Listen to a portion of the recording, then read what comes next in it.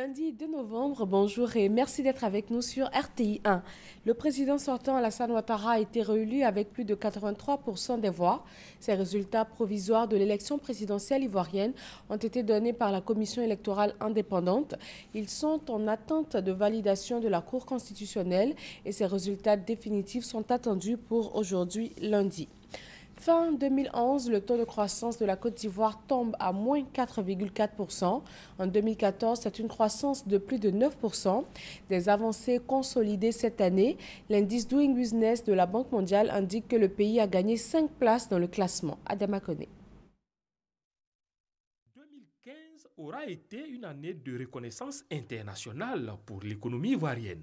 Les indicateurs de performance des organismes internationaux d'évaluation de l'état de santé des économies et de l'environnement des affaires sont édifiants. 5 places de gagnées cette année dans le classement Doing Business, consolidant sa position. Intégration dans le top 10 africain des économies les plus dynamiques selon le Forum économique mondial.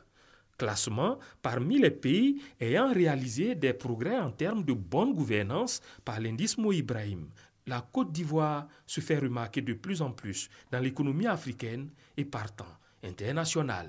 La Côte d'Ivoire a été pendant 2 années consécutives dans les 10 premiers pays les plus réformateurs du monde.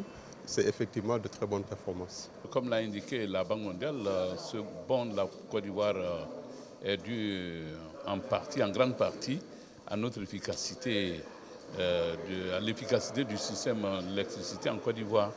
Comme vous avez constaté, les coupures ont été réduites de façon très importante et nous pensons qu'il y aura encore une forte amélioration à partir du 31 décembre 2015. Ces différentes performances sont en réalité un défi.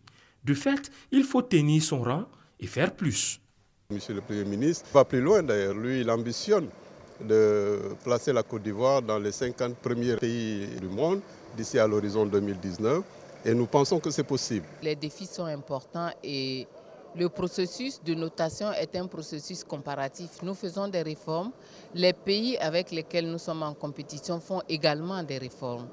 Parce que nous sommes dans un monde ouvert et chacun voudrait que les investissements les plus importants se réalisent chez eux. Mais que valent ces embellis macroéconomiques à l'échelle du quotidien du citoyen vivant en Côte d'Ivoire? La retombée, c'est de faire en sorte que le secteur privé se sente bien en Côte d'Ivoire et investit davantage. Nous sommes autour de 102% d'investissement privé dans le total des investissements faits en Côte d'Ivoire et que notre objectif, conformément à nos instructions du président de la République, c'est d'atteindre 70% d'investissement privé dans le total d'investissement fait en Côte d'Ivoire.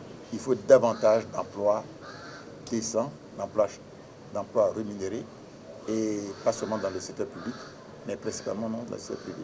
Désormais, l'économie ivoirienne est sur les rails. La Côte d'Ivoire reprend goût au développement. Et pour bien d'experts, cette avancée doit être consolidée par une forte implication des nationaux dans la croissance économique. Ce 2 novembre marque la journée internationale de la fin de l'impunité pour les crimes contre les journalistes, date décrétée par les Nations Unies en hommage à 2 journalistes de RFI.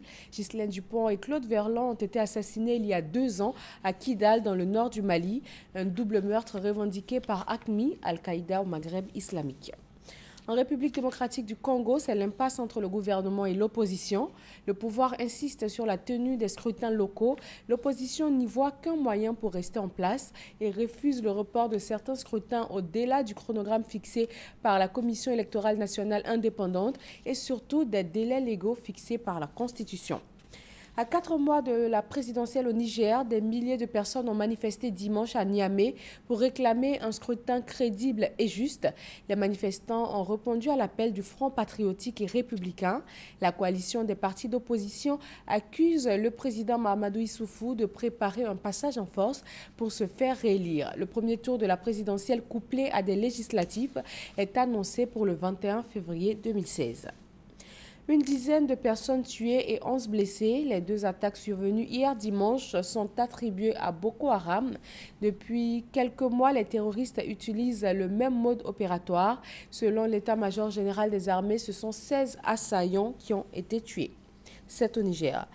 Nouvelle découverte des enquêteurs, l'avion russe qui s'est écrasé dans le Sinaï s'est disloqué en plein vol.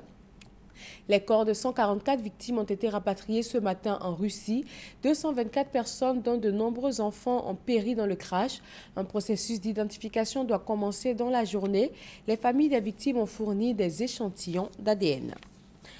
Voilà, merci de nous avoir suivis. D'autres informations sur les www.rti.ci.